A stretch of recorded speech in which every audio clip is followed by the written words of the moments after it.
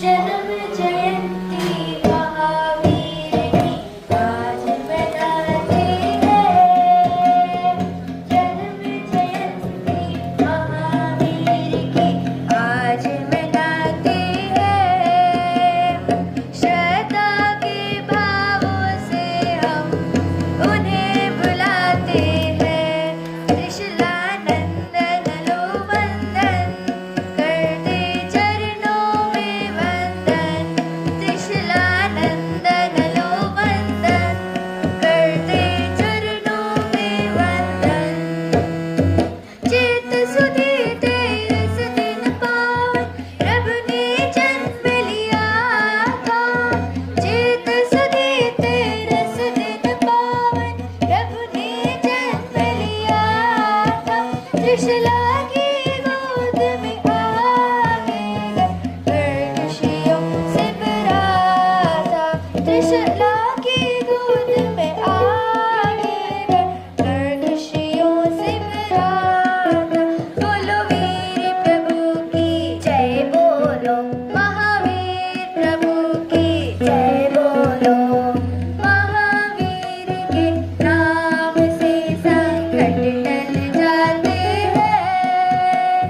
महावीर के नाम से संकट टल जाते हैं। श्रद्धा के भावों से हम शीश झुकाते हैं। त्रिशूलानंदन लो वंदन करते चरणों में वंदन। त्रिशूलानंदन लो वंदन करते चरणों में वंदन। तुमने जो सिद्धांत दिए जीवन में उनको अपनाए। तुमने जो सिद्धांत दिए जीवन में उनको अपनाए। कष्ट अनेकों पथ में आए लेकिन तुम ना घबराए। सत्य अहिंसा त्याग के पथ पर हम बढ़ते जाए। वन शास्त्र में बसते जय महावीर। सुख दुख की घड़ी में जय महावीर। महावीर के जाप से कल्मश मिट जाते हैं। महावीर के जाप से कल्मश मिट जाते हैं। श्रद्धा के भावों से हम उन्हें बुलाते हैं। त्रिशूलानंदन लो वंदन करते चरणों में वंदन। त्रिशूलानंदन लो वंदन करते चरणों में वंदन। राग द्वेष के बंधन तोड़े वीत राग तुम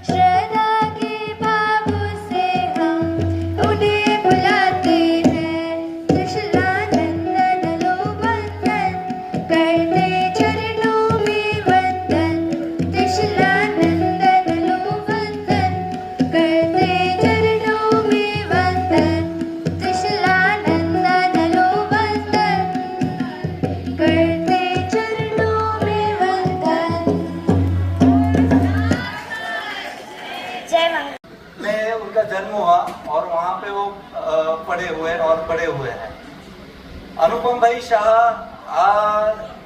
का जो बचपन है, बचपन से ही उनमें पूरे प्रभु धार्मिक संस्कार, अपने जैन संस्कार ऐसे रूढ़िमान हुए हैं कि आज जो उनकी आयु 72 की आयु है, और इसमें जब हम सुनते हैं तो एक प्रगाढ़ ऐसा आत्म तत्व जो एक्सपीरियंस, या इवन जब आप वो बात करते हैं तो हमें वो निखर कर आता है, और वो हमें सबको उसके वाइब्रेशंस बोलो, फ्रीक्वेंसीज बोलो, वो हमें पहुंचते हैं।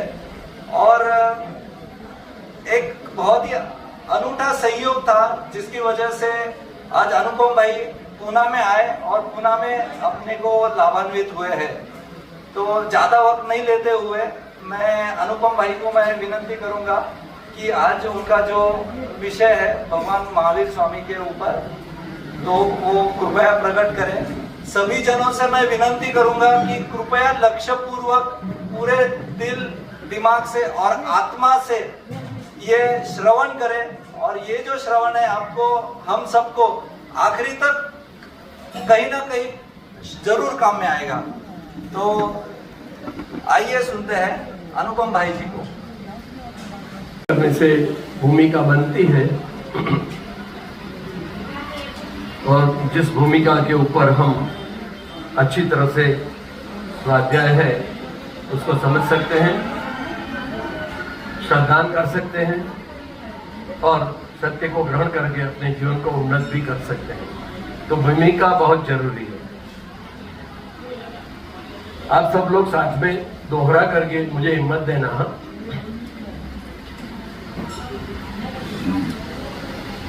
मेरा मन तुझ में रम जाए,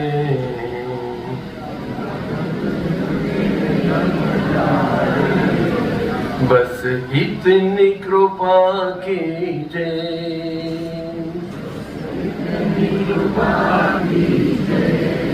मेरा मन तुझ में रम जाए,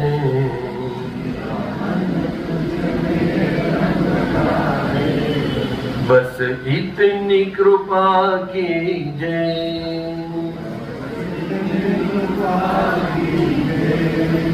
मेरा राग घटा देना,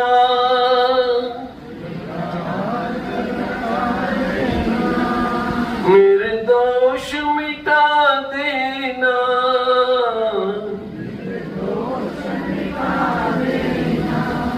मेरी प्रीत जगा देना,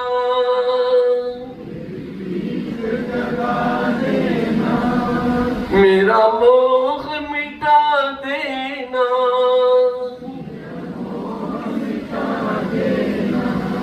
मुझे बस अपना लीजिए,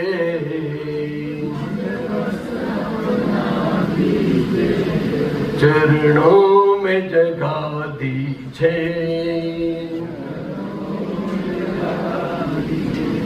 मेरा मन तुझ में रम जाए,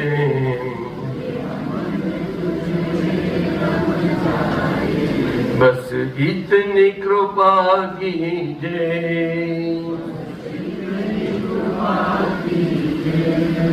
संसार नहीं अपना,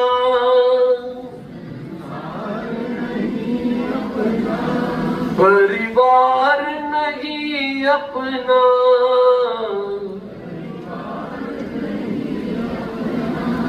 यह तन भी नहीं अपना,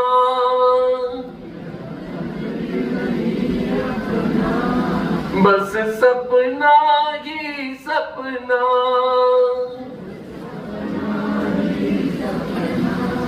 मेरी बाह पकड़ लीजिए,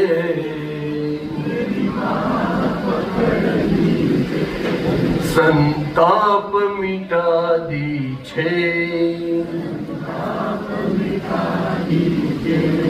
मेरा मन तुझ में रम जाए,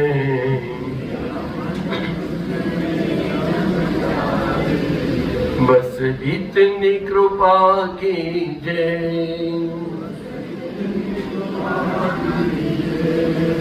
सुख में न तुझे भूलूं,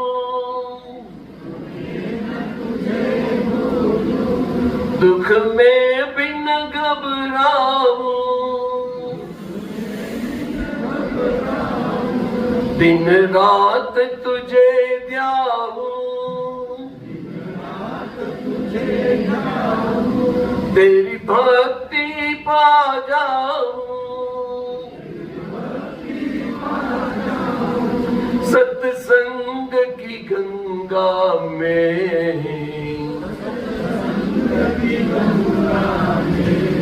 मुझे स्नान करा दीछे,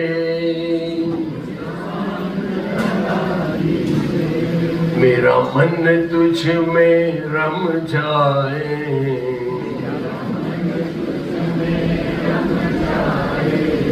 बस इतनी कृपा कीजिए,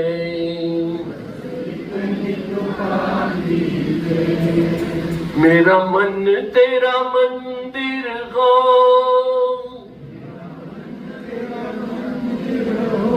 सांसों में तेरा सुर हो, तेरा नाम जुबा पर हो,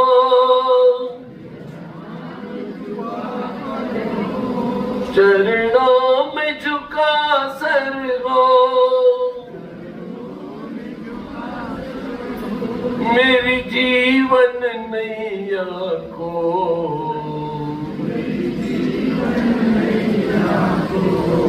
प्रभु पार लगा दीजिए, मेरा मन तुझ में रम जाए,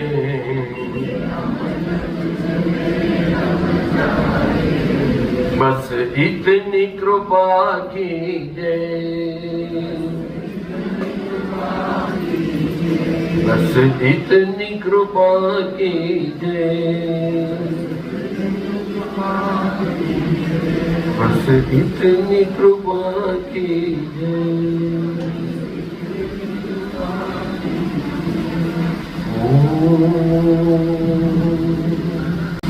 ओंकारं बिंदु संयुक्तं नित्यं ध्यायन्ति योगिनः कामदं मोक्षदं चैव।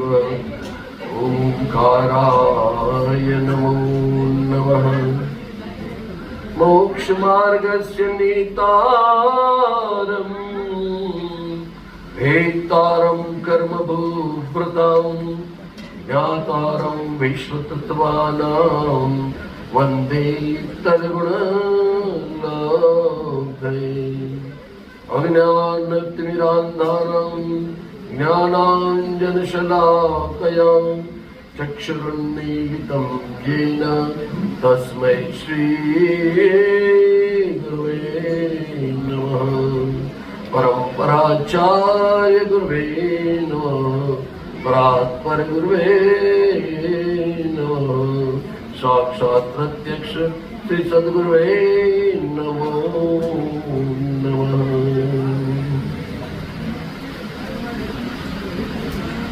सकल ज्ञेयनायक तदपि निजानंदर सलिन सुजिनेन्द्र जयवंत नित हरिरज रस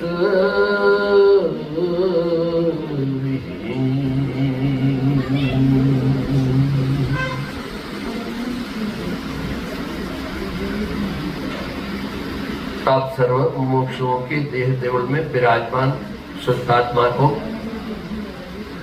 आत्मभाव पूर्वक नमो नमः।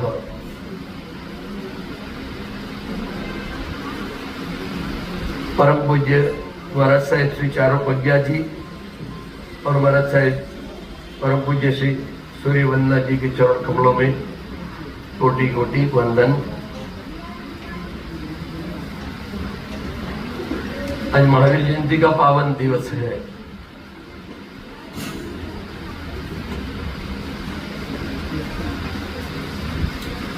सोचना है हर साल हम महावीर जयंती मनाते हैं,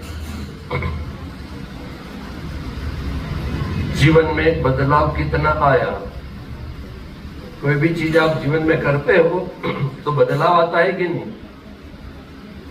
समझो XYZ कोई व्यक्ति 3 साल से जिम में जाता है, रोज नियमित रेगुलरली जिम में जाता है, जिम में जाकर के एक्सरसाइज करता है, तो 3 साल के बाद आप देखो तो उसका बुशर्ट निकल जाता है, वो टी शर्ट में आ जाता है, उसकी चाल बदल जाती है।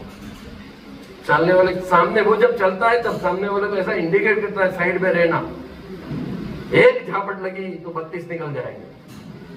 किस चीज का प्रभाव है? 3 साल जिम में गया, किसी को 5 करोड़ 50 करोड़ 500 करोड़ की लॉटरी लग गई, उसके कपड़े बदल जाएंगे, उसका फ्लैट बदल जाएगा, उसकी कंपनी है वो भी बदल जाएगी, उसकी चाल ढाल बदल जाएगी, पूरा बदल जाएगा। किस चीज का जादू है? 500 करोड़ की लॉटरी लग गई। तो हम कितने साल से भगवान की ये जन्म जयंती मनाते हैं? 30 साल 40 साल 50 साल 80 साल, जो भी होगा। हमारे जीवन में क्या बदलाव आया? कभी पूछा क्या? भगवान महावीर की जन्म जयंती मनाने से हमारे जीवन में क्या फर्क आया? अगर हमारे जीवन में पंच इंद्रियों के विषयों के प्रति अनासक्त बुद्धि नहीं हुई, कषायों को उपशांत हमने नहीं किया, राग द्वेष और अज्ञान हमारा नहीं टला, सर्व जीवों में स्वात्म तुल्य दृष्टि नहीं आई, किसी के भी सुख में मेरा सुख है, सब जीव मेरे जैसे ही है, सब सुख की इच्छा करते हैं, उनको सुख देने का कोई प्रयत्न नहीं हुआ मेरी ओर से, तो समझ लेना कि हमने सही मायने में ये महावीर जयंती मनाई। महावीर भगवान त्रिशला और सिद्धार्थ के पुत्र थे और महावीर स्वामी भगवान ने ऐसे मति श्रुति उदित ज्ञान के साथ जन्म लिया था और फिर दीक्षा लेनी थी, तब बोला कि भाई 2 साल रुक जाओ। नंदीवर्धन उनके भाई थे, 2 साल रुक गए, माता पिता जी की आज्ञा को मान के बाद में दीक्षा ले ली, ये सब जानते हैं। लेकिन उससे क्या फर्क पड़ा? कोई ठोस परिवर्तन हमारे जीवन में नहीं आता है तो साधना का कोई भी मतलब है? बाहर की प्रक्रिया नहीं है। भगवान महावीर मात्र एक साधक नहीं थे, प्रयोगवीर थे। साधना तो की, संभाव से उपसर्ग तो सहन किया, लेकिन प्रयोगवीर थे। प्रयोग किया अपने जीवन में, मात्र उपदेश नहीं दिया ऐसा ऐसा करो, ऐसा ऐसा करो, कल्याण हो जाएगा, ऐसा नहीं कहा। अपने जीवन में उसे चरितार्थ किया। और आचार्य भगवान भी यही कहते हैं, पहले दर्शन मूलो धम्मो तो आता ही है कि सम्यक दर्शन है, उसका मूल तो श्रद्धा है। सच्चे देव गुरु और धर्म के प्रति श्रद्धा है तो सम्यक दर्शन है। लेकिन आगे बढ़ते तो कहते चारित्रम खलु धम्मो, साक्षात धर्म हम तो चारित्र को कहते हैं। जिस चीज को हम मानते हैं, जिस चीज को हम जानते हैं, जिस चीज की हम श्रद्धा करते हैं, अगर वो जीवन में चरितार्थ नहीं हुई तो उसका कोई भी मतलब नहीं है। तो साक्षात धर्म तो चारित्र है। जब तक ये चारित्र में नहीं आता तब तक आत्म कल्याण होने वाला नहीं। ऐसा मैं नहीं, उमा स्वामी महाराज कहते हैं तत्पर सूत्र में, शुरू में ही कह दिया। क्या सूत्र कहा? सम्यक दर्शन ज्ञान चारित्राणि मोक्ष मार्ग। सम्यक दर्शन मोक्ष मार्ग नको, सम्यक ज्ञान मोक्ष मार्ग नको। और सम्यक चारित्र तो अकेला होता ही नहीं है दर्शन और ज्ञान के बिना। सम्यक दर्शन यानी कि सच्ची श्रद्धा, सम्यक ज्ञान यानी कि पदार्थ की या वस्तु की सच्चा जानपना, और सम्यक चारित्र मतलब कि जैसे जानपना और जैसी श्रद्धा है वैसा ही चारित्र, वैसा ही आचरण, वैसी ही वर्तना। ये तीनों की एकता होने से जो मार्ग चलता है, उस मार्ग के ऊपर चलने से क्रम से हमें मोक्ष की प्राप्ति होती। तीनों की एकता है।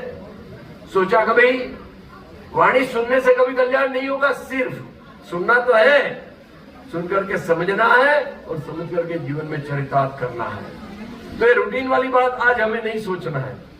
आज कुछ ऐसी बात सोचना है कि जो हमने कभी सोची नहीं है। तो श्रीमद राजचंद्र नाम के एक बड़े तत्वज्ञानी हो गए। तत्वज्ञानी थे, पूर्व के संस्कारी जीव थे, खूब साधना इस जीवन में की, संत जैसा उनका जीवन था और आत्म साधना में बहुत अल्प उम्र में 33 साल की 34 साल की उम्र में तो चले गए। लेकिन उन्होंने जो दिया है वो बड़े बड़े दिग्गज आचार्यों ने 80-90 साल की उम्र में भी नहीं दिया है। इतने जबरदस्त पूर्व के संस्कार थे। उन्होंने जो कहा है उसके बारे में अब थोड़ा विचार करना है। क्या कहा है? उन्होंने कहा महावीर के बोध को पात्र कौन है? महावीर के बोध के लिए पात्र कौन है? सुन तो सब लोग लेते हैं, भगवान महावीर का उपदेश सबको सुनाई देता है, लेकिन किसको वो गुण करेगा? अभी अभी ठंडी के दिन गए, ठंडी के दिन में खूब अड़दिया पाक और आधा पाक और सालम पाक अनेक प्रकार के खाए। तो खाना महत्व की बात है कि बचाना महत्व की बात है? खूब खाया लेकिन पाचन नहीं हुआ तो शरीर रुष्ट पुष्ट बनेगा? खाना बड़ी बात नहीं है, पचाना, कितना पचाते वो महत्व की बात है। यहाँ पर कहते हैं महावीर के बोध का पात्र कौन? Who deserves the preachings of Lord Mahavir? पात्रता हमारे में है, कैसी तैयारी हमारे में, उसके अनुसार वो जो उपदेश है वो हमारे जीवन में परिणमित होता है। परिणमित होकर के हमारे जीवन को शांत, स्वच्छ, प्रसन्न, मैत्रीपूर्ण, वात्सल्यपूर्ण, सहनशील बनाता है।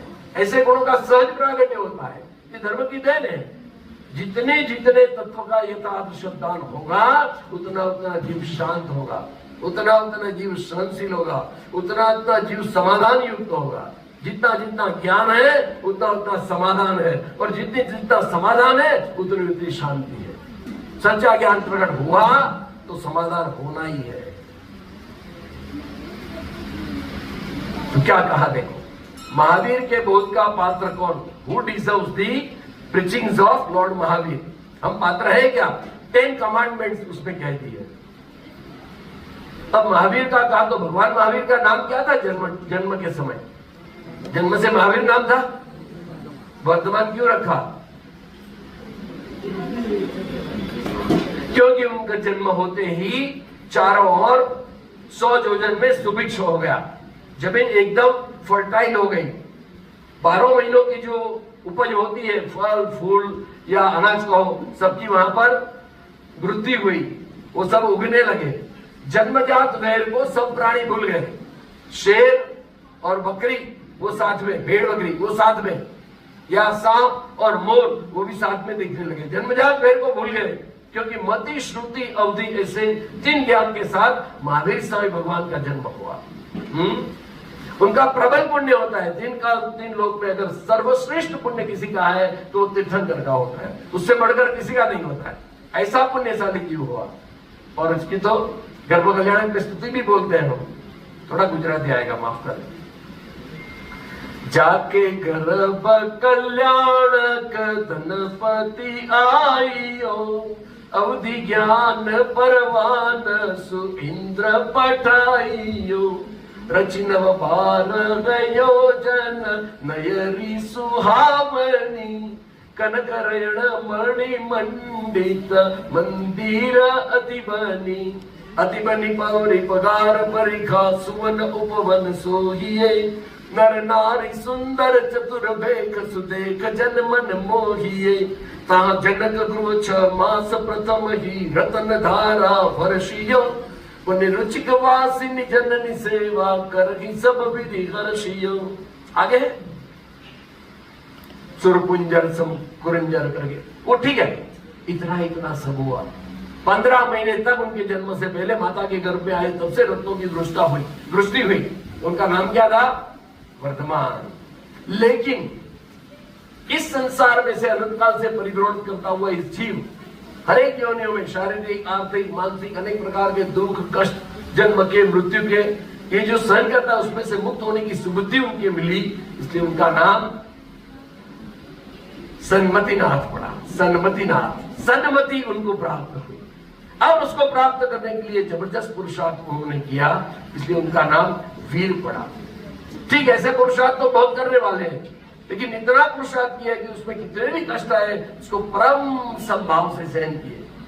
जीव का दोष है नहीं, कर्म का ही दोष है। कोई जीव 3 काल 3 लोक में किसी भी जीव को सुखी या दुखी नहीं कर सकता है, सिद्धांत है।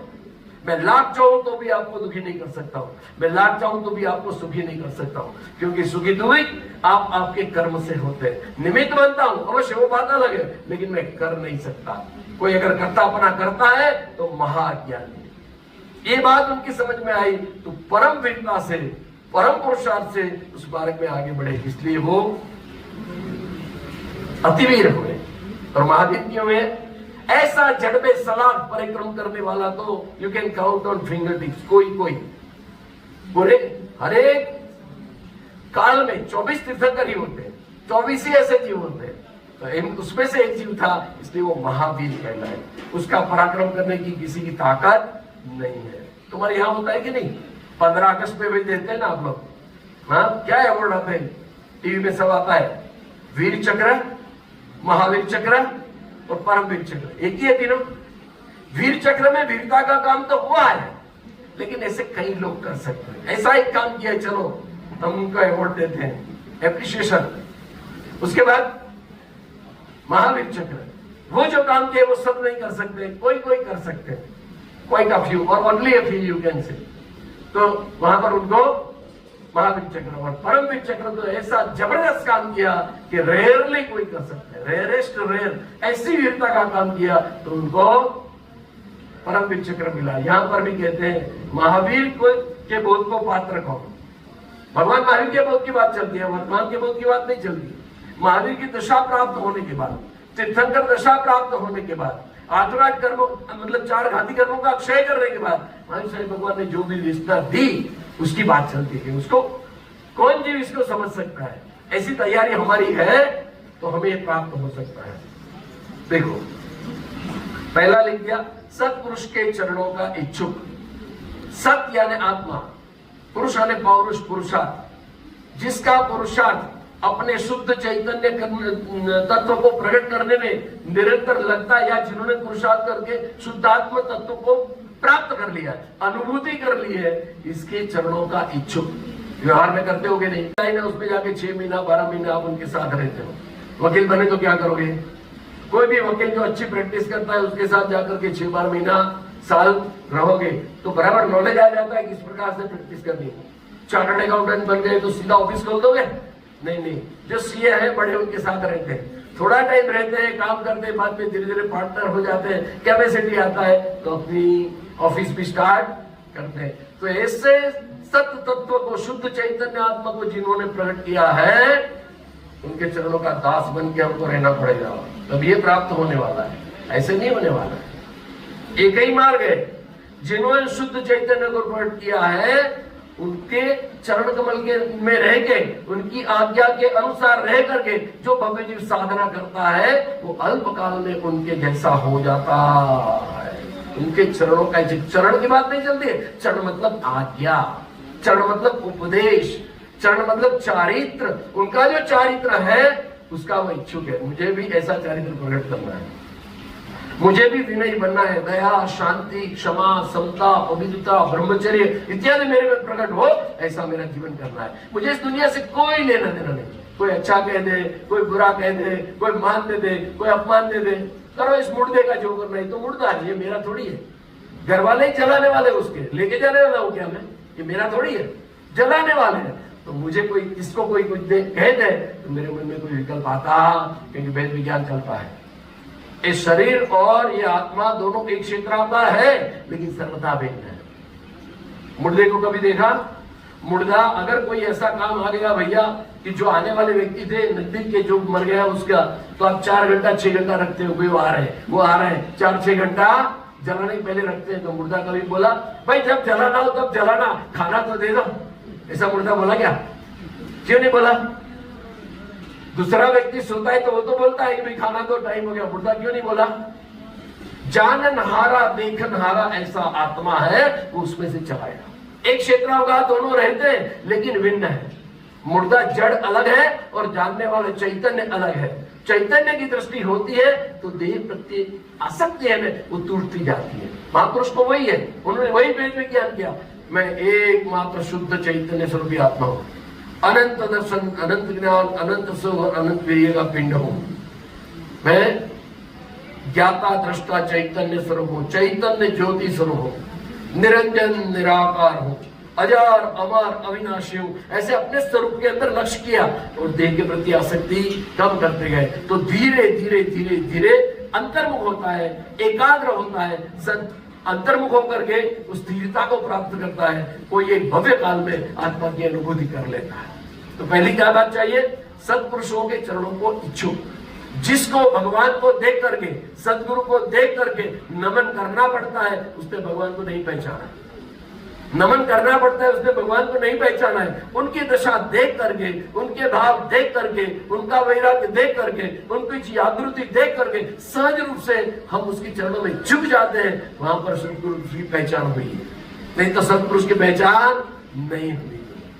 ऐसी दशा, ऐसी वितराग मूर्ति, उसमें इतनी वितराग का झलक दी है, इतनी अंदर निरीहता है, इतनी निमग्नता है, इतनी निश्चिंतता है, इतनी निर्ममता है। हाँ, कोई भी बात कुछ भी नहीं होगी, निर्दोषता है, निर्भयता है कि नहीं? भगवान ऐसे गुण दिखते कि नहीं भगवान के दर्शन करने के समय? नहीं दिखते हैं। सत्पुरुष को देख करके, सदगुरु को देख करके ऐसे भाव नहीं आते तो उनकी पहचान नहीं हुई। तो पहली बात कही, सत्पुरुष के चरणों का इच्छुक, उनको समझो, उनकी दशा को समझो, उनके पुरुषार्थ को समझो, उनके भाव को समझो, उनकी साधना को समझो और समझ करके अपने जीवन में चरितार्थ करने वाला जीव ही महावीर भगवान के बोध को यथार्थ रूप से समझ सकता है और चरितार्थ कर सकता है। दूसरी बात है, थोड़ा अलग विषय चलता है आज। सदैव सूक्ष्म बोध का अभिलाषी, तृप्ति होती है क्या व्यवहार में? कोई जीव एकदम सामान्य कक्षा का था, 5-25 हजार रुपया उसके पास थे, लाख रुपया ज्यादा नहीं था, 2 लाख 5 लाख हुआ बाद में।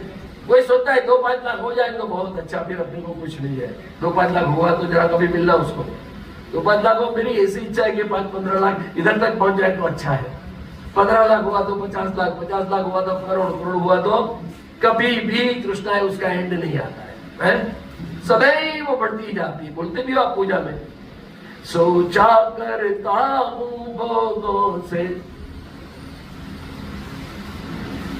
हम वो भी बोलते, सोचा करता हूं भोगों से, ये तृप्त हो जाएगी। भोगों को मैं एक बार भोग लूंगा तो मेरे मन में और कोई भी विकल्प नहीं आएगी, लेकिन नहीं आता है। भोगों का स्वरूप ऐसा है, जितना भोगो उससे ज्यादा भोगने की इच्छा हो। यानी कहते मानो पावक में घी डाला, जैसे अग्नि में कितना भी घी डालो तो अग्नि तृप्त नहीं होती है, बढ़ती जाती है, वैसे भोगों की इच्छा ऐसी है, जितना भोगो इतनी बढ़ती जाती है। उसको मिटाने का उपाय क्या है? एकमात्र यही उपाय है, उससे अलग चैतन्य स्वरूप है, उसमें दृष्टि करो।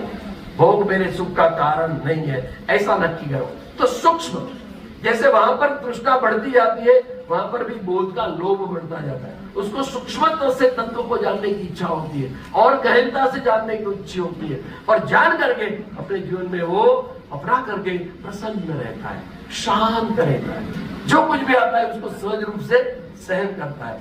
तो सदैव सूक्ष्म बोध का अभिलाष, हमेशा जहां भी बोध मिलता है वहां ग्रहण करने के लिए तत्पर होता है।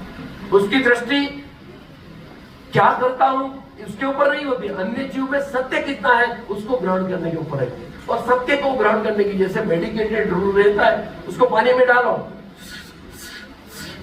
पानी को ग्रहण करता है, ऐसे सच्चा विवेकी पुरुष कहीं पर भी सत्य बोध मिलता है उसको ग्रहण करने के लिए तत्पर रहता है। तो सदैव सूक्ष्म बोध का अभिलाष, सूक्ष्म बोध अपने जीवन में लाना है, आत्मा को पवित्र करना है, पापों से बचना है, सर्वात्म में संतुष्टि देना है और मोक्ष के मार्ग में आगे बढ़ना है। तीसरी बात कहते हैं, एकदम प्रसन्न हो जाए ऐसा। आजकल जरा उल्टा चलता है, किसी को यहाँ स्टेज पर बुला के कहे कि भाई XYZ व्यक्ति के लिए, उनके जीवन के लिए अच्छा ही है वो बोलो, तो ऐसा ऐसा करता है। ऐसा मुझे कुछ दिखता नहीं है। हाँ, और बोले कि उसके जरा दुर्गुण के बारे में बोलो। अरे हाँ, उसके बाबा के, उसके दादा के सब बता दो, सब मालूम है। क्यों भाई? कैसे मालूम है? क्योंकि हमारी दृष्टि है वो सामने वाले के दोषों के ऊपर है, उसके गुणों के ऊपर नहीं है। गुण पर प्रशस्त भाव रखना। आचार्य तो ऐसे कहते हैं कि जब किसी के राई जितने गुण पहाड़ जैसे दिखे और किसी के पहाड़ जितने दोष राई जैसे दिखे, और हमारे पहाड़ जैसे गुण राई जैसे दिखे और हमारे राई जितने दोष पहाड़ जितने दिखे, ऐसा जब जीवन में आता है तब जीव का उत्थान हो सकता है। दूसरे की ओर दृष्टि क्यों करता है? तुझे ऐसा बनना है क्या? तुझे वो दोषों को ग्रहण करना है क्या? क्यों देखने का दोषों को? जो है सो है, छोड़ दो, हमें क्या लेना देना है? द्वेष भाव नहीं है, किंतु उसके दृष्टिपेशन में वो पड़ता नहीं है। तो गुण पर प्रशस्त भाव रखकर किसी के भी गुण को देखता है तो अप्रिशिएट करता है, कॉन्ग्रेचुलेट करता है, चार आदमी के बीच में बोलता है, सबके बीच में उसकी प्रशंसा करता है। क्यों इतना सब करने का? क्योंकि इस गुण से मैं प्रभावित हुआ हूं, ऐसा गुण मुझे भी जीवन में प्रकट करना है। तो इस प्रकार का किसी का भी गुण देख करके अंतर में भाव आना चाहिए। मेरी भावना बोलते हो, गुणी जनों को देख हृदय में मेरे प्रेम उमड़ आवे, बने जहां तक उनकी सेवा करके यह मन सुख पावे। होता है किसी भी जीव का, ज्ञानी विवेकी जीव का, गुणवान जीव का, उनके गुणों का, उनकी प्रशंसा करके चित्त प्रसन्न हो जाए। हाँ, बहुत आनंद हुआ, बहुत गुणवान पुरुष मिले। ऐसा कभी होता है? गुणों के प्रति ऐसी दृष्टि प्रकट नहीं हुई तो गुण कैसे प्रकट होंगे? और गुण प्रकट नहीं होंगे तो मोक्ष मार्ग कैसे प्रकट होगा? ये हो नहीं सकता है। गुण पर प्रशस्त भाव रखना। आगे ब्रह्म व्रत में प्रीतिमान। देखो सब पंच जो अपने व्रत है उसमें कठिन में कठिन व्रत कोई भी है तो वो ब्रह्मचर्य का, और महान में महान व्रत कोई भी है तो वो अहिंसा का। बाकी के जो चार है, सत्य, अचोरी वगैरह, वो तो उस अहिंसा के पालन के लिए है। वो खेत है अहिंसा को, और वो चार है वो वार्ड रूप है। वार्ड, चारों बाजू कांटों की वार्ड बनाते ना, वार्ड रूप है। तो महान में महान अगर कोई व्रत है तो अहिंसा है, और कठिन में कठिन कोई व्रत है तो ब्रह्मचर्य। बोले कठिन कैसे ब्रह्मचर्य? बताओ। देखो, अनंत काल से आपने संसार में, आपने मतलब मैंने भी, हमने संसार में परिभ्रमण किया है, बराबर? कितने इंद्रियों में आप जा सकते हो? कितने इंद्रियों में आप जा सकते हो परिभ्रमण में? कभी एक इंद्रिय बने, कभी दो इंद्रिय बने, कभी तीन इंद्रिय बने, कभी चार इंद्रिय बने, कभी पांच इंद्रिय बने। That's all. उससे आगे 6 इंद्रिय वाला जीव होता है, और एक भी इंद्रिय ना हो ऐसा होता है। संसार में परिभ्रमण करने वाला भगवान को नहीं है, लेकिन वो तो मोक्ष में चले गए। तो नहीं, 1, 2, 3, 4 या 5 इंद्रिय हमको मिली। नरक में गए, तिरंग में गए, मनुष्य में गए, कहीं पर भी गए, 5 ही इंद्रिय मिली, बराबर? अब कौन कौन सी इंद्रिय होती है? एक इंद्रिय जीव को कौन सी इंद्रिय होती है? ऐसा नियम है क्या? नियम है क्या? एक इंद्रिय जीव को स्पर्श इंद्रिय होती है। अच्छा, 2 इंद्रिय जीव को ग्रहण और चक्षु, ऐसा नहीं हो सकता है?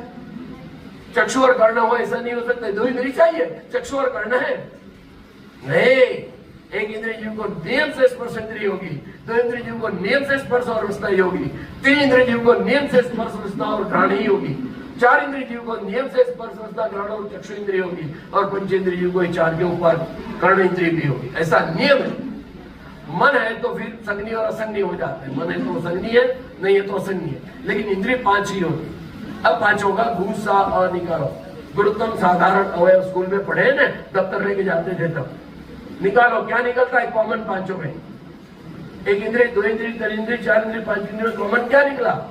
स्पर्श इंद्रिय। 3 काल 3 लोक से अनंत काल से परिभ्रमण करता हुआ इस जीव कभी भी स्पर्श इंद्रिय के बिना नहीं था। उसकी सच्ची दोस्ती, पक्की दोस्ती, तीव्र और गाढ़ संस्कार किसके हैं? स्पर्श इंद्रिय के हैं। इसलिए ब्रह्मचर्य व्रत बहुत कठिन है। बाकी की इंद्रियों का तो एक स्पेसिफिक जगह है। आप नाक से सूंघ सकते हो, कान से सूंघने को बोले तो, आंखों से सूंघने को बोले तो, मुंह से सूंघने को बोले नहीं होता है, वो नाक ही करेगा काम। सुनने का काम कान करता है, मुंह को बोला जाए तो, स्पर्श से बोला जाए कि सुना तो नहीं हो सकता है। सबके काम बराबर व्यवस्थित किए वही कर सकते हैं, लेकिन स्पर्श इंद्रिय में ऐसा नहीं है। स्पर्श इंद्रिय के विकार के भाव, सर को टच करो तो भी होगा, हाथ को टच करो तो भी होगा, पांव को टच करो तो भी होगा। अरे इसको तो छोड़ दो, टच भी नहीं किया, बस में आप बैठे, आपके बाजू में कोई सुंदर लेडी आकर के बैठती है, आप उसको टच नहीं करते हो, खाली पवन से उसकी सारी उड़ करके आपके शरीर को टच करती है तो भी विकारी भाव होता है। होता है कि नहीं होता है? क्यों? सबसे पुराने संस्कार उसके हैं, इसलिए उसके लिए उग्र पुरुषार्थ करना पड़ता है। यहाँ कहते हैं ब्रह्म व्रत में प्रीतिमान। ऐसा नहीं बोला कि भाई सत्य व्रत में प्रीतिमान। सत्य भी व्रत है, महाव्रत है, मंजूर है, लेकिन कठिन में कठिन ब्रह्मचर्य।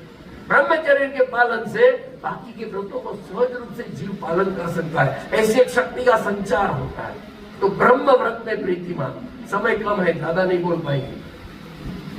अब पांचवी बात बना दे, जब स्वदोष देखे तब उसे दूर करने का उपयोग रखने वाला।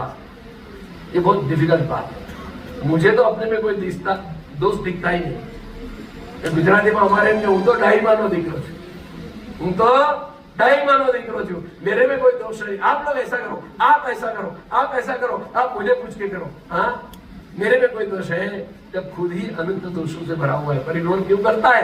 क्यों मोक्ष में जाके नहीं बैठा है? अनंत दोष मेरे में विद्यमान है, अभी भी है। उसी में ही सुख बुद्धि करता हूँ, उसी में ही जीता हूँ, उसी के साथ जीता हूँ, तो भी मानता है कि मेरे में दोष नहीं है। तो अनंत दोष मेरे में बड़े। दृष्टि वड़वा में ऐसा एक वाक्य लिखा है, दृष्टि इतनी स्वच्छ करो, दृष्टि इतनी पवित्र करो, दृष्टि को इतनी सूक्ष्म करो कि उसमें अपना छोटा सा छोटा देखे वो भी दिखाई दे, और दिखाई देने से वो दूर हो सके। यही पुरुषार्थ है। पुरुषार्थ मात्र भक्ति करना, सेवा पूजा कर लेना वो नहीं है। अपने दोष दिखने चाहिए और देख करके दूर होने चाहिए। है तो है, निकालना है उसको। उग्र पुरुषार्थ लगाओ, कितना भी पुरुषार्थ कराओ, लेकिन निकालो। किसी के आंख में छोटी सी कंकर गिर गई तो बोलते हैं 2-3 घंटे बाद निकालना, कोई प्रॉब्लम नहीं, अभी तो बैठे हैं। कहते हैं ऐसा ऐसा बार बार निकालो, कुछ भी करो, कुछ भी लाओ, लेकिन निकालो, भी निकालो। उसके बिना चैन, और दोष है मालूम है तो भी चैन से जीता है। मतलब ये दोष निकालने का कोई पुरुषार्थ नहीं है, उसको जानता नहीं है, दोष निकालने के लिए कोई ऐसा उद्यम भी नहीं करता है। यहाँ तो पहले ही कह दिया, जब भी स्वदोष दिखे, जब भी दिखे, तब छोटे से छोटे बालक में भी गुण दिखे तो उसका बहुमान करो, उसको कॉन्ग्रेचुलेट करो, और मुझे भी ऐसा बनना है, मैं भी कल से ऐसा नियम करता हूं, ऐसा करो। करते करते करते करते धीरे धीरे धीरे धीरे गुण बढ़ते जाएंगे और दोषों का ह्रास होता जाएगा। Mind you, Rome was not build in a day. सब लोग रोम घूमने के लिए जाते हैं, उसके लिए लाखों और करोड़ों रुपए का खर्च करता है, लेकिन रोम एक दिन में बनाया गया? रोम को बनने में कितने साल लगे? बनता गया बनता गया बनता गया बनता गया करके आज रोम आज ये स्थिति में है कि दुनिया के लोग वहां पर घूमने हैं, तो सद्गुण भी एक दिन में नहीं होते। याद रखना, श्रद्धा एक साथ एक ही समय श्रद्धा निर्मल हो सकती है, पक्की हो सकती है, लेकिन चारित्र क्षण क्षण में, कार्य कार्य में, प्रसंग प्रसंग में अपने में उत्पन्न होने वाले भावों का पृथक्करण करके, एनालिसिस करके, अकल्याणकारी भावों को दूर करने से और कल्याणकारी भावों को ग्रहण करने से कालांतर में चारित्र बनता है। चारित्र एक दिन में नहीं बनता है। श्रद्धा हो सकती है एक साथ, चारित्र नहीं होता है। तो कह दिया कि स्वदोष देखे तब उसे दूर करने का उपयोग रखने वाला, इतना सूक्ष्म उपयोग चाहिए। ये क्यों भाव हो जाए, ऐसा विचार ही मुझे क्यों आया? समय पे सोचता है ऐसा विचार ही मुझे क्यों आया, ऐसा दुष्ट विचार क्यों आया, ऐसा मैं कर ही नहीं सकता हूँ। ऐसे कर करके उस विचारों से निकलता है। ये महावीर के बोध का पात्रता की बात चलती है। आगे 6ठा नंबर, एक पल भी उपयोग पूर्वक बिताने वाला। हम बड़े प्रमादी हैं, बड़े प्रमादी हैं। एक पल भी उपयोग पूर्वक बिताने वाला, सतत आत्म जागृत रहने वाला। मैं नहीं छूटता हूं, ये मेरे बंधन का कारण है कि मुक्ति का कारण है, उसका कंटिन्यूअस एनालिसिस करने वाला, ऐसा जीव चाहिए। एक पल की कितनी कीमत है? स्टोरी है, छोटी सी बता देता हूं। भगवान का गर्भ कल्याण कौन मनाता है? इंद्र मनाते हैं, देव मनाते हैं। और जन्म कल्याण मनुष्य। 1008 इतने बड़े कलशों से अभिषेक बंदूकशिला और मनुष्य। देव खुद हाथ से उठा करके इतने बड़े बड़े पूर्णा जैसा एक कलश है, पूरे पूर्णा जैसा। एक 4 वसु जो मान प्रमाणी है, ऐसा उसका माप भी दिया है शास्त्र में। ऐसे कलशों से 1008 कलशों से तीर्थंकर बाल तीर्थंकर का अभिषेक करते हैं। वो कौन करता है? देव। गर्भ जन्म हो, अब तब केवल कल्याण की बात आई, दीक्षा लेने वाले।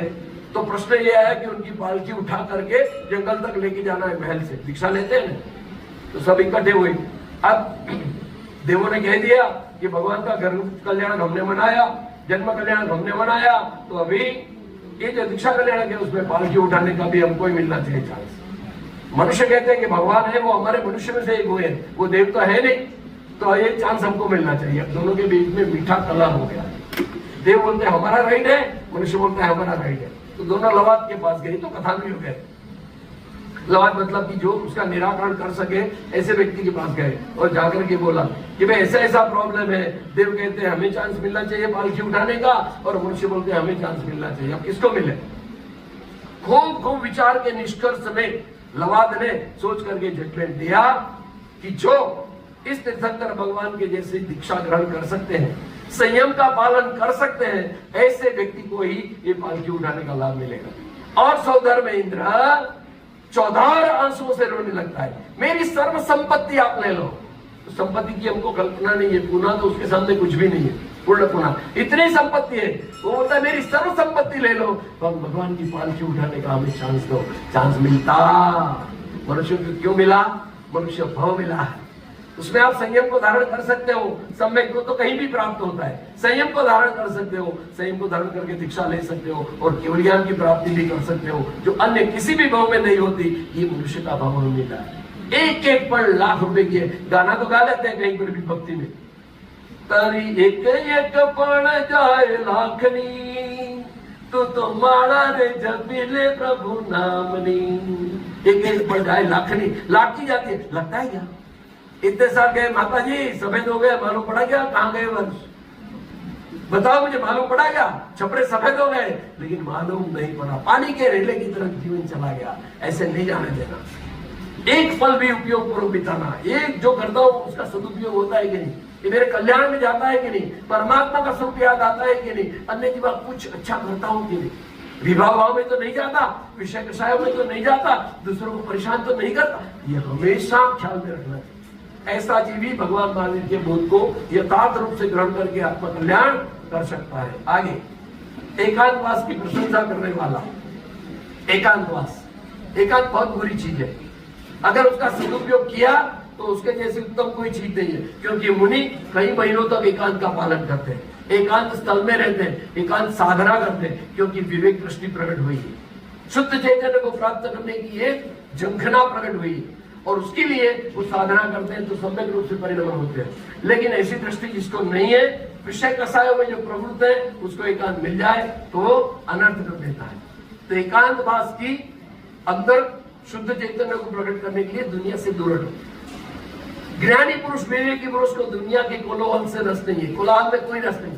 उनको किसी के साथ व्यवहार की, लेने की, देने की, बच्चों की शादी करने, कोई बात नहीं करनी है, कोई बात नहीं करनी, उनसे दूर हटते हैं, एकांत में जाके बैठ जाते। सामान्य रूप से तब कहाँ किया भाई?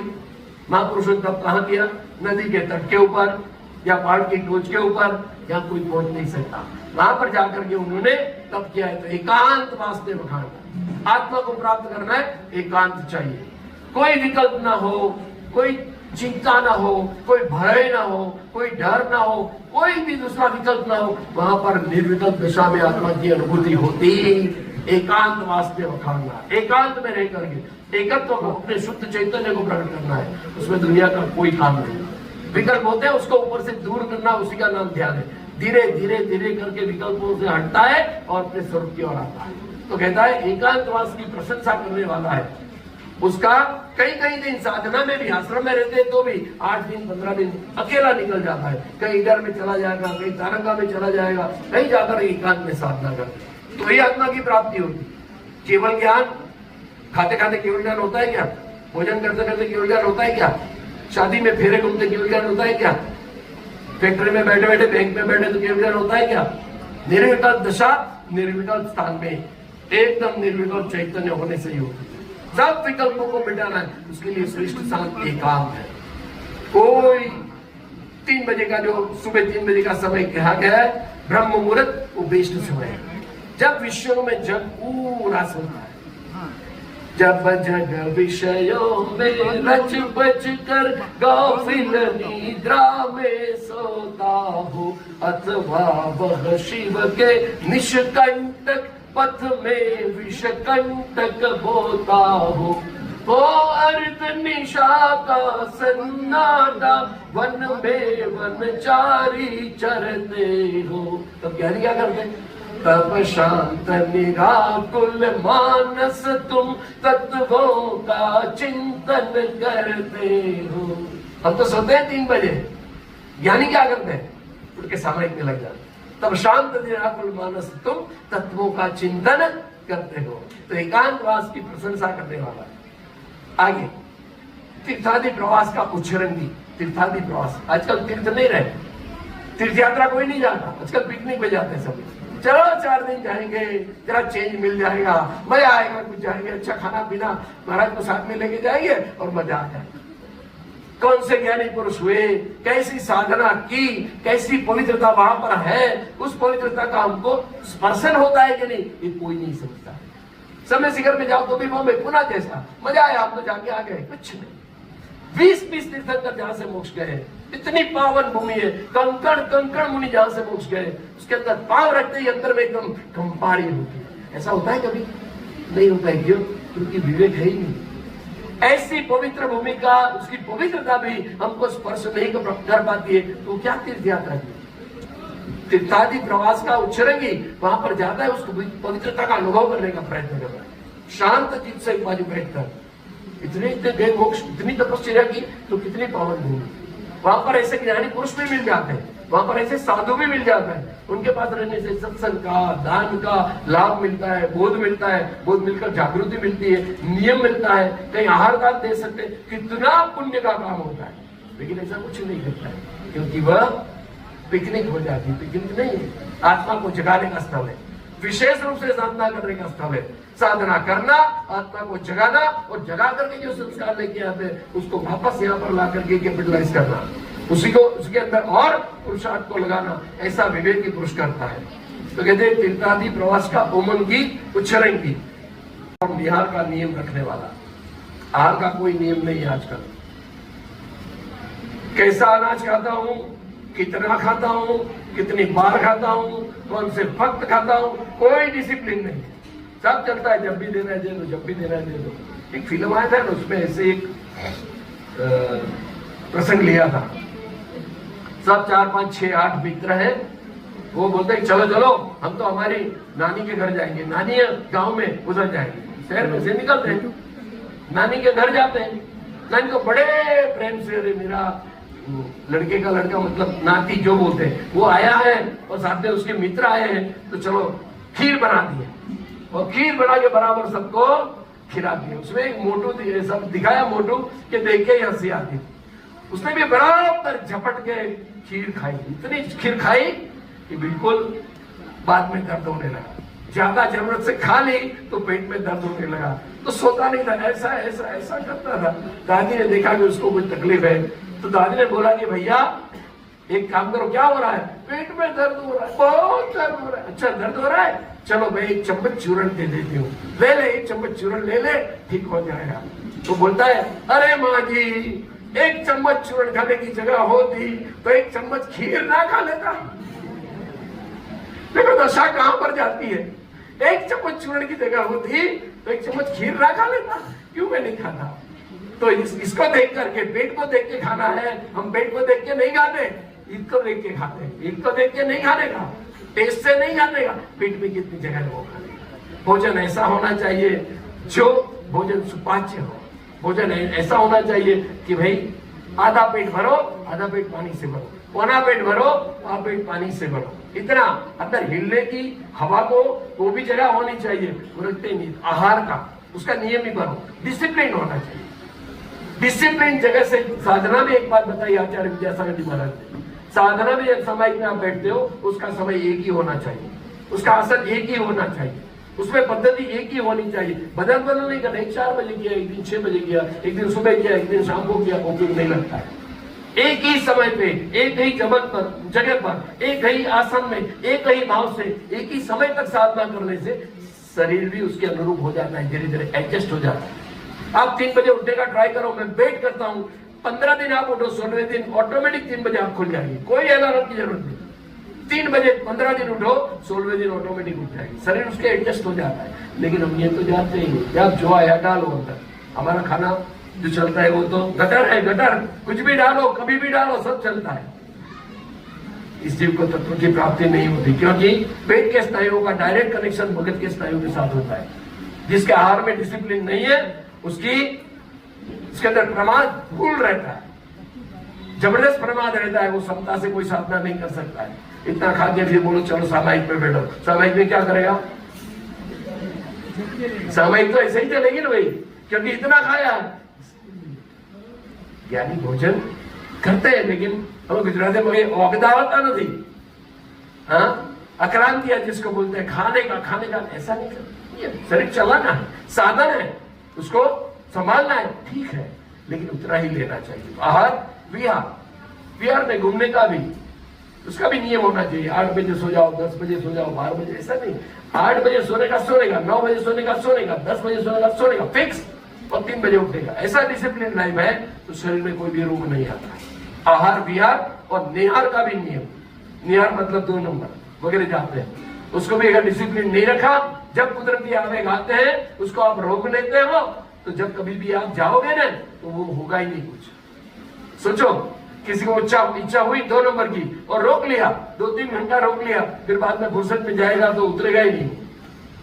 उसको कभी भी नहीं रोकना है। करोड़ रुपया कमाना है छोड़ दो, कुदरती आवेग को कभी भी रोकना आहार विहार और निहार का नियम होता है। इतने महापुरुष हमने देखे कि दिवस में 1 नंबर भी 4 या 5 बार वो टाइम में, मतलब वो टाइम पे ही होता है, कोई फर्क नहीं कभी भी। पानी ग्रहण करना भी वो टाइम, मतलब वही टाइम होता है, भोजन ग्रहण करना भी वो टाइम वही टाइम होता है। तो ऐसा डिसिप्लिन से जीने वाले दीर्घ आयुष्य होते हैं। ये हार्ट अटैक वगैरह रोग आते हैं ना, कोई डिसिप्लिन नहीं है, कोई सीमा नहीं है टेंशन की, इससे आते हैं, छोड़ दो, कुछ नहीं होगा।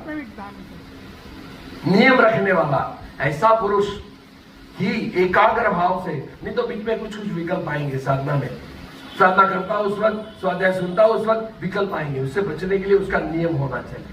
बस अपनी गुरुता को छिपाने वाला 10वीं बात, अपनी गुरुता। I am something, I know everything, don't advise me, please you do your, mind your own business. मुझे नहीं कहने का। किसी भी जीव को कुछ भी सलाह दो, कहो तो उसको अच्छा नहीं लगता है, वो मानता है कि मैं सब जानता हूं। ऐसा ही ये जीव मानता है। अपनी गुरुता को दबाने वाला विवेकी पुरुष है, डाउन द अर्थ रहता है। किसी को कहने की पद्धति में कहता है, पद्धति में कहा जाता है, माँ को माँ कहो, माँ तो माँ क्या करेगी? बाजू में बिठा के लड्डू खिलाएगी। माँ ऐसा कहो तो बाजू में बिठा के लड्डू खिलाएगी। और माँ को जरा कहो तो, ए मेरे बाप की बीबी, बाप की बीबी है कि नहीं? आप गलत बोलते हो, माँ बाप की बीबी है कि नहीं? उसको बोलो नहीं मेरे बाप की बीबी, लकड़ी लेके दौड़ेगी, बड़े मारने भैया, दौड़ेगी मारने को। क्यों? कहने में फर्क है। कह तो सकते हो, कहने की पद्धति है। इस प्रकार से कहो, सामने वाला हर्ट ना हो, सामने वाला समझे, सामने वाले को उसमें सत्य दिखे, इसमें मेरा फायदा ऐसा लगे और करने का प्रयत्न करे। अपनी गुरुता को दबाने वाला, गुरुता जो है, अहम भाव है, उसको पहले निकालना है। ऐसा रामचंद्र जी महाराज ने आत्मसिद्धि में कह दिया। स्वच्छंद मत आग्रह तजी, वरते सदगुरु लक्ष्य, समकित देने बाखियों, कारण गणी प्रत्यक्ष। स्वच्छंद को जब तक जीव निकालता नहीं है, तब तक मोक्ष मार्ग उसका 1 नंबर स्टार्ट नहीं होता है, मोक्ष मार्ग स्टार्ट नहीं होता है। स्वच्छंद को निकालो, मैं कुछ भी नहीं जानता हूँ, डाउट क्लियर। जिस चीज का मैं अभिमान करता हूँ, इस चीज के अंदर मेरे से बड़े बड़े खेरखा कितने पड़े हैं, काउंट भी नहीं कर सके इतने पड़े। किस चीज का अभिमान करता, सब छोड़ के चला जाना है। ये तुम्हारा बड़ा पहलवान था ना, दारा सिंह के साथ, जो भी नाम भूल गया, पहलवान था, रेसलर था, रेसलर। वो जब रेसलर था तब तो दारा सिंह को भी, दारा मैं तेरा खून पी जाऊंगा ऐसा बोलता था। या होती थी ना आपके दादर वर्ली में रेसलिंग, वैसा बोलता था। लेकिन जब मृत्यु शैया पर गया ना, तो उसके नाक के ऊपर बैठी हुई मक्खी को भी नहीं उड़ा सकता, मक्खी को भी नहीं उड़ा सकता था। ऐसा बड़ा रेसलर था, इतना अभिमान था उसको अपने बॉडी का, और सबको हराता था, मक्खी भी नहीं उड़ा सकता। ये परिस्थिति हमारी भी आने वाली है। शरीर तो सब किसी का एक शरीर ही है, जब कभी भी देह छोड़ना होगा तो ऐसी परिस्थिति आने वाली है। लेकिन उसकी तैयारी अभी से कर लो, समता भाव को अभी से प्रकट कर लो। नहीं खाने का, नहीं पीने का, नहीं नहाने का, नहीं बोलने का पुरुषार्थ अभी से संस्कार लगा दो। ये संस्कार अगर जीवन में जागृत हुए तो जब कभी ऐसी विपरीतता आएगी तो समता भाव रहेगी। मरने के टाइम डॉक्टर ने बोला कि ऑपरेशन कर दो और 48 घंटा पानी नहीं देने का। ऑपरेशन आप तो करवा देंगे, बचाना है तो 48 घंटा पानी नहीं दे रहे, उसकी क्या हालत होगी? क्या हालत होगी? कभी एक दिन के बिना पानी नहीं चलाया तो एकदम अंदर अंदर घुट घुट कर मरेगा तो, और जिएगा तो भी घुट घुट कर पानी पानी पानी करके छोड़ेगा। और जो बिना पानी के उपवास करता है ऐसा जीव होगा तो, बिना पानी के उपवास करने की प्रैक्टिस होगी तो वहां पर समता भाव होगा। अभी कुछ भी हुआ, अपमान हुआ, मान हुआ, अच्छा मिला, बुरा मिला, पसंद मिला, नापसंद मिला, आगे बिठाया, पीछे बिठाया, खाना दिया, नहीं दिया, कुछ भी दिया, समता भाव रखा तो उस टाइम पे परम समता भाव रहेगी। नहीं तो सब घर वालों, अब कोई लोग मेरी सेवा नहीं करते, ये डॉक्टर थर्ड क्लास है, मुझे बदल यहां से ले जाओ, ऐसा चलेगा। समता के संस्कार अभी आत्मा के ऊपर लगाओ, ये संस्कार अगर आत्मा में बैठ गए, परम शांत दशा रहेगी। विपरीतता तो आएगी, शरीर किसी का भी कष्ट के बिना नहीं जाता है, जब जाता है तब परम समता बनी रहेगी। तो ये संस्कार अभी से डाल रहे हैं। पोता नहीं गुरुता में दबाव ना, अपना नाग है ना, वो बार बार बढ़ जाता है, उसको काटो ना फिर बढ़ जाता है 4 दिन, थोड़ा सा अहम दबता है, वापस उछाला मारो, मैं जानता हूं, मैं ज्ञानी कहता है मैं कहे तो मारू, और तू कहे तो ताकू। हम तू नहीं कहते, मैं आई एम समथिंग, उसको निकालो। तो कुछ भी नहीं है, फिर ताकत क्या है? खूब सुंदर बात। समय शिविर जब हम जाते हैं तो वहां पर तीसरी पार्षद उत्तर में, वहां पर एक आश्रम है जिनेन्द्र वर्णी जी का, वहां पर लिखी है, समझने जैसी बात है और चरितार्थ करने वाली बात है। धीरे से बोलो, प्रेम से बोलो, आदर देकर बोलो, जरूरत है उतना बोलो, और जरूरत होने पर बोलो।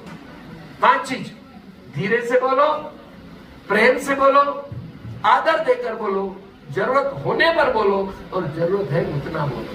बड़बड़ाहट नहीं करना है। ऐसा जीवन में करने से धीरे धीरे तत्वों को ग्रहण करने की पात्रता आती है, और ऐसे ही जीव को भगवान महावीर का बोध लगता है। भगवान महावीर का जिसको बोध लगता है उसको लॉटरी लग जाती है, क्योंकि संसार में वैराग्य और उदासीनता का भाव आता है, सर्व जीवों के प्रति मैत्री का भाव आता है। कोई मेरा बुरा भी कहे तो उसके प्रति द्वेष नहीं होता है, कोई मेरा अच्छा भी कहे तो उसके प्रति राग नहीं होता है, प्रेम होता है, राग नहीं होता है। तो ऐसी दृष्टि जब आती है तो जीव एकदम प्रसन्न हो जाता है, हल्का फूल हो जाता है। अभी हम एकदम भारी है, बहुत भारी है, अनेक टेंशन है, लेकिन जब ऐसी दशा आ जाती है तो हल्के एकदम हल्के हो जाते, कोई टेंशन नहीं, सरल हो जाता है। और ये सरलता में जीने का कोई और ही मजा है, ऐसी स्थिति में जीने का कोई और ही आनंद है। दुनिया नहीं समझ सकती, दुनिया नहीं भांप सकती, लेकिन हमें इतनी प्रसन्नता मिलती है जो वर्णन का विषय। बस समय की मर्यादा है। भगवान हमें ऐसी सद्बुद्धि दे, विनय दे, विवेक दे, जागृति दे, जिसकी वजह से हम भी इस तत्वों को समझे, जीवन में चरितार्थ करें और सच्चे सुख और आनंद का यहाँ पर भी कुछ अनुभव करें, पूर्व में अगर आने वाले वो में उस साधना को आगे बढ़ाएं, और एक दिन पूर्ण शांति और आनंद रूपी मोक्ष को प्राप्त करें। ऐसी रियल भगवान को प्रार्थना करके मैं यहाँ पर स्वाध्याय की समाप्ति करता हूँ।